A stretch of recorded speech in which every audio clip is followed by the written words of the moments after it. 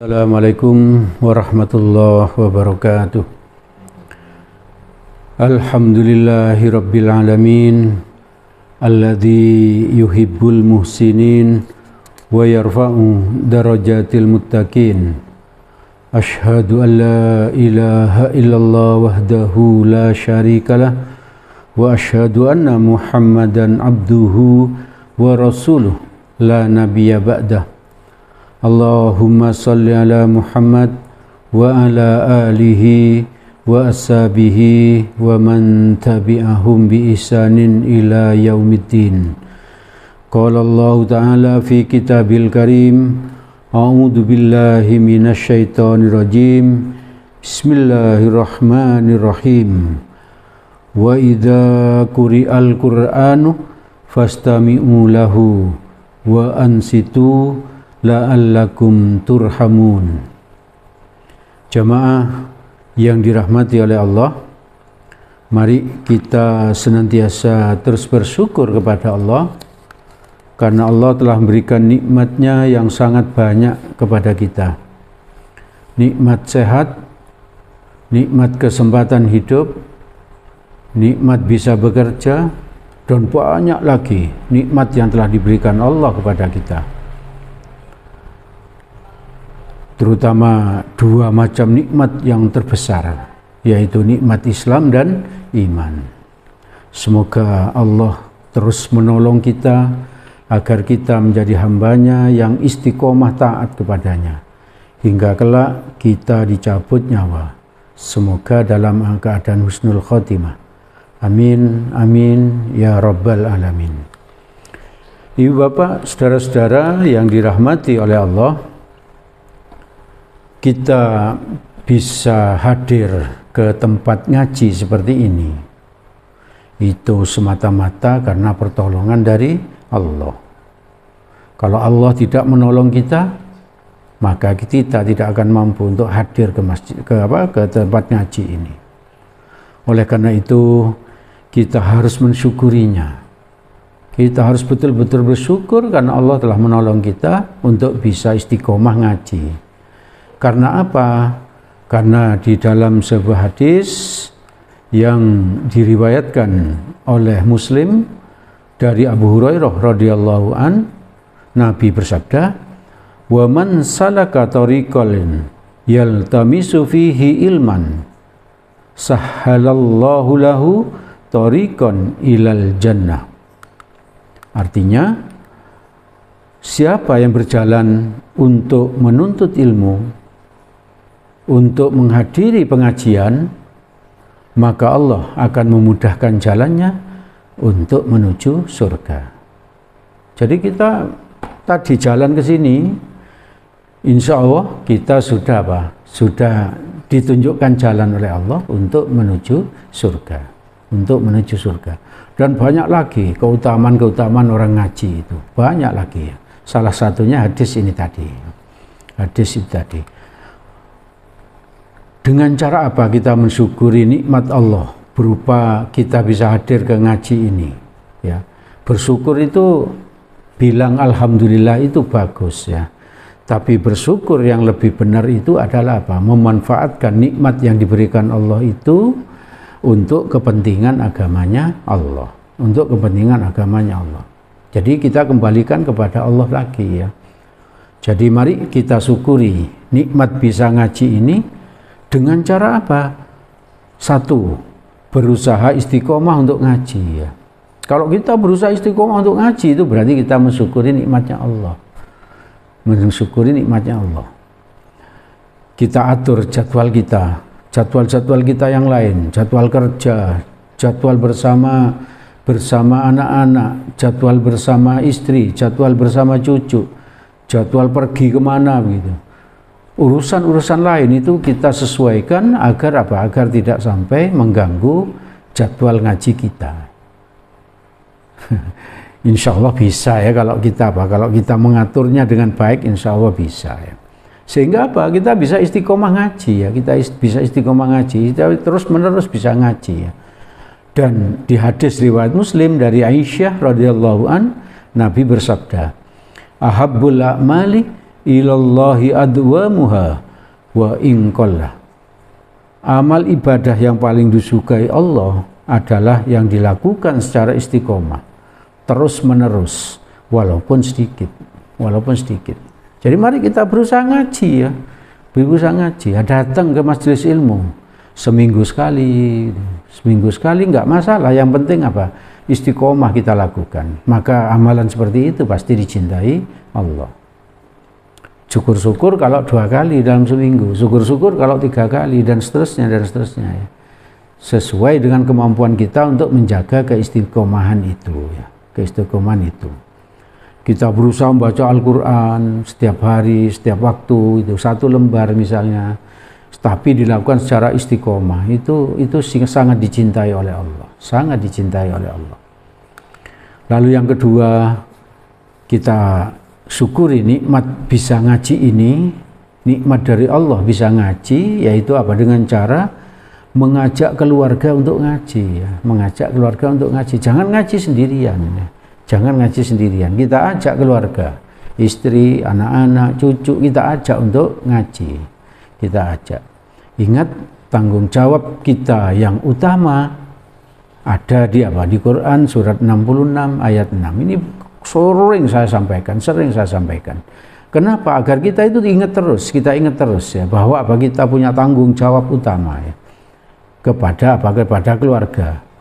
Quran surat 66 ayat 6. A'udzubillahi minasyaitonirrajim. Ya ayyuhalladzina amanu qu anfusakum wa ahlikum naro. Artinya, hai orang-orang yang beriman, peliharalah dirimu dan keluargamu dari siksa api neraka. Jadi kita ngaji dulu, hadir ngaji. Itu menunjukkan apa? Kita ingin memelihara diri kita sendiri dari siksa api neraka. Setelah itu kita ajak istri, kita ajak suami, kita ajak anak, kita ajak cucu untuk ngaji. Itu menunjukkan apa? Kita menjaga keluarga dari siksa api neraka. Ibu bapak, saudara-saudara yang dirahmati oleh Allah, mari kita ajak semua anggota keluarga kita untuk ngaji. Agar apa? Agar mereka tahu caranya berwudu. Sebab kalau cara wudunya salah, sholatnya juga tidak sempurna. Agar mereka tahu cara mandi ritual, mandi besar ya. Mandi besar itu mandi setelah apa? Hubungan suami istri. Atau kalau belum punya istri, mandi setelah mimpi basah. Atau kalau perempuan setelah haid ya, setelah menstruasi. Dan di tempat ngaji itu juga diajari cara berpakaian, pakai baju, pakai sepatu dan lain-lain. Maka harus menutup aurat gitu. Baju kita itu tidak hanya pakai berbaju yang kainnya kurang itu, bukan ya. Tapi harus menutup aurat ya, Sehingga dengan ngaji kita tahu auratnya perempuan bagaimana, auratnya laki-laki bagaimana, itu jadi tahu ya. Lalu kalau pakai pakaian itu dimulai dari kanan dan melepaskannya dari kiri, mulai dari kiri dan seterusnya, semuanya diajari di tempat ngaji ya. Barangkali kita sibuk, tidak sempat untuk ngajari anak-anak kita, istri, suami untuk apa? Untuk melakukan hal-hal seperti itu. Maka kita ajak ngaji ya, agar ada yang ngajari gitu. Lalu sholat, agar mereka tahu rukunnya sholat apa saja, syaratnya sholat apa saja, dan tata caranya bagaimana, bacaannya bagaimana, dan harus pakai pakaian yang terbaik yang dimiliki ya. Kalau sholat jangan asal sholat ya, pakai pakaian yang apa adanya ya, pakai kaos singlet itu, pakai kaos singlet dan sebagainya. Kalau kita mau menghadap bupati pakai kaos singlet, apakah boleh? Tentu tidak sopan ya, kurang menghargai. Apalagi ini apa? Menghadap kepada Allah. Jangan pakai kaos singlet, pakai baju yang terbaik ya, yang dimiliki. Kalau memang punyanya kaos singlet saja ya enggak apa-apa pakai. Kalau memang itu yang terbaik yang dimiliki. Tapi kalau masih punya yang lebih baik, pakai yang lebih baik gitu. Pakai yang lebih baik. Dan banyak lagi yang bisa diajarkan di tempat ngaji. Seperti tata krama, sopan santun, cara makan dan lain sebagainya. Terus yang ketiga, mari kita syukuri nikmat bisa ngaji ini dengan cara apa? Bersungguh-sungguh ketika ngaji ya. Orang yang ngaji tapi tidak sungguh-sungguh, tentu hitungan pahalanya beda dengan yang sungguh-sungguh.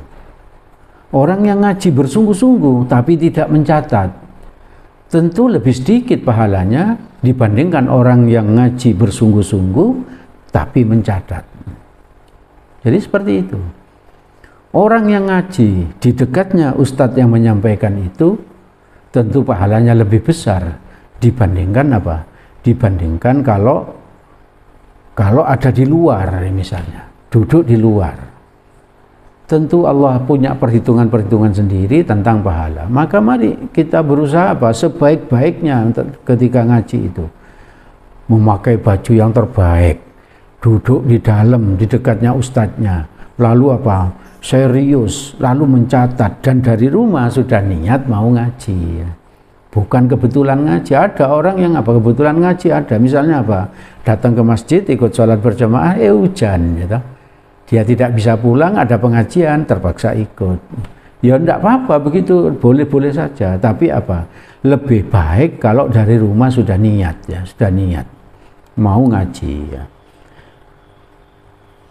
Banyak sekali orang yang hadir ngaji, tapi hatinya tidak ada di situ. Karena apa? Memikirkan yang lain-lain. Memikirkan keluarga, memikirkan harta, memikirkan pekerjaan, dan lain sebagainya. Maka mari kita siapkan diri kita ini kalau ingin ngaji. Siapkan dengan baik segala sesuatunya, sehingga apa? Kita mengaji itu dalam kondisi yang terbaik. Menurut Allah. Menurut Allah. Yang kedua, mensyukuri nikmat karena sungguh-sungguh mengaji itu, yaitu dengan apa? Tidak berbicara ketika ngaji, tidak berbicara, tidak menggunakan HP, kecuali untuk membuka Al-Quran, untuk ayat yang sedang dikaji. Misalnya ustadznya bilang saya mengkaji ayat ini, Quran surat ini, ayat ini, langsung kita buka di HP agar bisa apa? Mengikutinya ya. Tapi lebih bagus kalau kita bawa Al-Quran seperti ini ya. Agar apa? Agar tidak tergoda untuk WA itu. Nah, seperti itu. Jadi kita tidak berbicara. Jangan sampai suara kita lebih keras dari suara ustadznya ya. Itu bisa mengganggu, bisa mengganggu. Dan kalau dibacakan Al-Qur'an, itu kita harus diem ya, kita harus diem. Jangan sampai kita bicara di saat apa? Di saat kajian. Seperti di Quran surat ke-7 ayat 204 tadi saya baca pada pembuka. Saya baca artinya. Dan apabila dibacakan Al-Quran, nah ini loh, di tempat ngaji kan dibacakan Al-Quran ya. Maka dengarkanlah baik-baik ya. Disuruh dengarkan baik-baik ya. Nggak boleh sambil lalu, sambil main HP, sambil WA, itu nggak boleh. Karena apa? Perintahnya dengarkanlah baik-baik gitu. Dengarkanlah baik-baik. Dan perhatikanlah dengan tenang. Diamlah ya.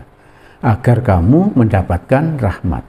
Jadi kalau dibacakan Al-Quran kita diam, bukan kita bicara sendiri karena ustadznya tidak terkenal terus bicara sendiri, bukan seperti itu berarti meremehkan ya. Meremehkan ustadz itu. Hanya orang remeh yang meremehkan orang lain ya.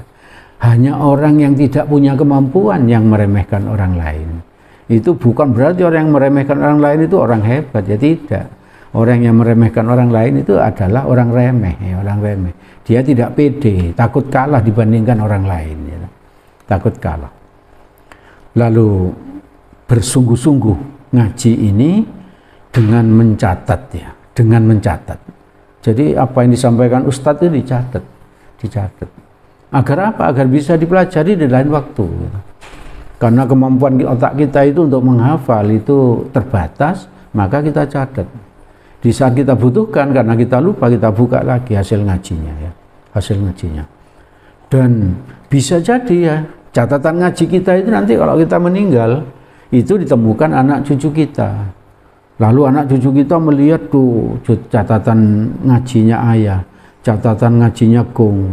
Lalu mereka membaca itu menjadi pahala jariah bagi kita, menjadi pahala jariah.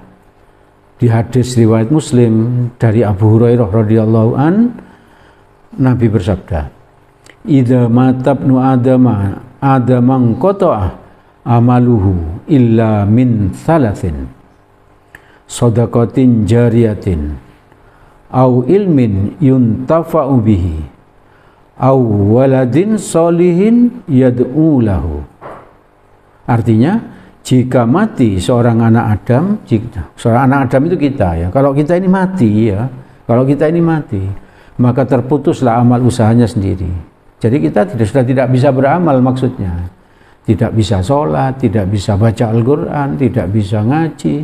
Kalau kita sudah mati, bagaimana bisa sholat? Bagaimana bisa bersedekah? Bagaimana bisa baca Al-Quran? Putus semuanya ya, putus semuanya. Tapi ada sesuatu yang pahalanya terus mengalir. 3 hal yang pahalanya terus mengalir, yaitu sedekah jariyah. Sedekah jariyah itu menyumbang bangunan masjid, bisa membelikan buku bagi ustadz, memberi transport untuk ustadz yang mau pergi ke berdakwah dan lain sebagainya. Pengeluaran uang-uang kita yang dipakai untuk urusan agama. Lalu yang kedua, ilmu yang bermanfaat. Ilmu yang bermanfaat itu bisa ngajar, bisa jadi guru, bisa jadi dosen, bisa jadi ustadz, bisa jadi dai dan lain sebagainya. Jadi dai itu tidak mesti harus ngisi kajian di masjid-masjid atau di tempat-tempat majelis ilmu. Jadi tidak harus seperti itu. Kita berdua bersama keluarga, kita kasih 1-2 ayat, itu berarti kita sudah menjadi dai. Kita sudah memberi pengajian kepada teman yang misalnya berlaku loh, kita beri nasihat, itu berarti kita sudah berdakwah gitu. Tidak mesti yang resmi-resmi seperti ini, tidak mesti seperti itu ya. Jadi kita mesti punya ilmu yang bermanfaat. Salah satu ilmu yang bermanfaat tadi kalau ngaji itu dicatat sehingga barangkali nanti dibaca anak cucu, itu menjadi amal jariyah yang pahalanya terus mengalir, Dan yang ketiga, anak soleh yang berdoa untuk orang tuanya. Makanya itu kita punya anak diajak ngaji agar anaknya menjadi soleh. Kalau soleh nanti kalau kita mati didoakan oleh anak itu, maka pasti dikabulkan oleh Allah. Kita dapat pahala. Jadi seperti itu. Ibu bapak, saudara-saudara yang dirahmati oleh Allah. Jadi yang saya sampaikan pada kesempatan malam ini, kita bersyukur karena ditolong Allah bisa hadir ke majelis ilmu ya. Kita bersyukur karena Allah dengan hadirnya kita ke majelis ilmu itu, maka Allah akan memudahkan bagi kita untuk menuju ke surganya Allah. Cara bersyukurnya tadi dengan cara beristiqomah ngaji, mengajak keluarga untuk ngaji, bersungguh-sungguh ketika ngaji. Bersungguh-sungguh ketika ngaji itu minimal ada 3. 1, mendengarkan dengan serius, tidak berbicara, tidak main HP, dan lain sebagainya. Tidak menggunakan HP, terus ketika ngaji juga tidak harus mencatat. Agar apa? Agar tadi bisa dibuka di lain waktu dan bisa dibaca oleh anak cucu. Ibu bapak, saudara-saudara yang dirahmati oleh Allah, itu yang bisa kami sampaikan pada kesempatan malam ini. Segala yang baik dan benar itu berasal dari Allah Subhanahu wa ta'ala. Semoga ada manfaatnya bagi kita dan semoga Allah menolong kita agar kita bisa mengamalkannya, agar kita bisa menjadi hambanya Allah yang istiqomah ngaji terus menerus sampai kita dicabut nyawa. Dan apabila ada salahnya, itu karena kebodohan saya sebagai manusia. Untuk itu saya mohon maaf yang sebesar-besarnya. Mari kita tutup majelis kita ini dengan doa kafaratul majelis. Subhanakallahumma wa bihamdik asyhadu an la ilaha illa anta astaghfiruka wa atubu ilaik. Billahi taufiq wal hidayah. Assalamualaikum warahmatullahi wabarakatuh.